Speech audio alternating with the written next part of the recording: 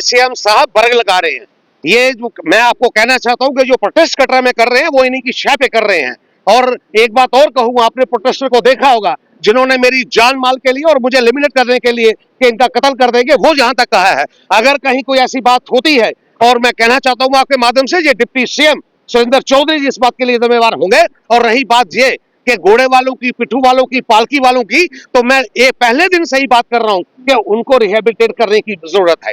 70% जो stake holder है वो ही है। मैंने कल भी अपनी बात में कहा था कि वो जो है उनके साथ इंसाफ, उनको रिहेबिलिटेट, एनजीटी ने, कोर्ट ने जो कहा था। और मैं धन्यवाद देना चाहता हूं मनोज सिन्हा जी को, उन्होंने भी बोर्ड मीटिंग जो परसों की उसमें फैसला कर लिया कि हम इनको रिहेबिलिटेट करेंगे। सुनिए भैया, इलेक्शन के पहले मेरे मैनिफेस्टो में ये था कि मैं डेवलपमेंट की बात करूंगा। इलेक्शन से पहले मैंने साफ कहा था कि रोपवे लगेगी, और मुझे जो मैंडेट कटरा की तरफ से मिला है वो मैंडेट सिर्फ इसलिए मिला है कि मैंने डेवलपमेंट की बात की। और मैं एक बात को और आपसे प्लस कर दूं, मैं विधायक सिर्फ कटरा वासियों का नहीं हूं। मैं विधायक बनने के बाद जो 1 करोड़ यात्री वहां पे दर्शन करने आते हैं, मैं उनका भी विधायक बन गया, क्योंकि उनको फैसिलिटेट करना, उनकी यात्रा को आरामदेह करना, वहां पे उनको सुविधा देना, वो भी मेरा एक काम है। जिसमें उनपे कटरा की बिजली की बात हो, पानी की बात हो, सड़कों की बात हो, कंजेशन की, यात्रियों को कोई दुश्वारी आती हो, तो मेरा फर्ज यही बनता है कि मैं उस पर काम करूं। ये मिसलीड कर रहे हैं हाउस को डिप्टी सीएम, मैं बार बार कह चुका हूं। ये सरकार, यहाँ की उमर अब्दुल्ला सरकार ने नोटिफाई किया इस बात को कि वहां पे रोपवे लगे, और जो वो वहां पे हाउस पे मिसलीड कर रहे थे, और जो प्रोटेस्टर कटरा में उनको शह दे रहे थे, यो प्रोटेस्टर ये कह रहे हैं कि विधायक का पत्ता साफ कर देंगे, उसका कत्ल हो जाएगा, इसकी प्रॉपर्टी तोड़ देंगे, इसको आग में भोंक देंगे।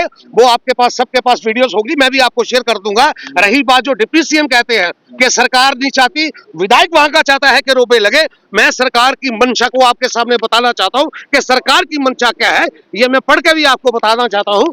असल में ये जो ऑर्डर मैं आपको पढ़ रहा हूं, government order number 66 JKTSM of 2025 dated 14/8/2025 in exercise of the power confirmed by the section 7/2 of the Jammu and Kashmir aerial ropeway act 2002 and of the recommendation of the Development Commission Jammu, the government of the Jammu and Kashmir hereby grants permission to the Shri Mata Vaishno Devi Shrine Board for the construction of aerial roadway at Katra from Tarakot to Shansad. This permission is granted in consideration of the proposal submitted by the Mata Vaishno Devi. आप अंदाजा लगाइए, वहां वो कह रहे हैं जी कोई सरकार को पता ही कुछ नहीं है, आप वहां पे दादागिरी कर रहे हैं। दादागिरी तो यहाँ की सरकार उमर अब्दुल्ला की कर रही है। दादागिरी तो मैं कह सकता हूं कि डिप्टी सीएम सब जहां पे कर रहे हैं। और मैं आपके माध्यम से कहना चाहता हूं, अगर कोई जाती तौर पे मुझे नुकसान कहीं कोई हुआ, तो सिर्फ और सिर्फ सरकार के साथ डिप्टी सीएम जो है वो इसके जिम्मेवार होंगे।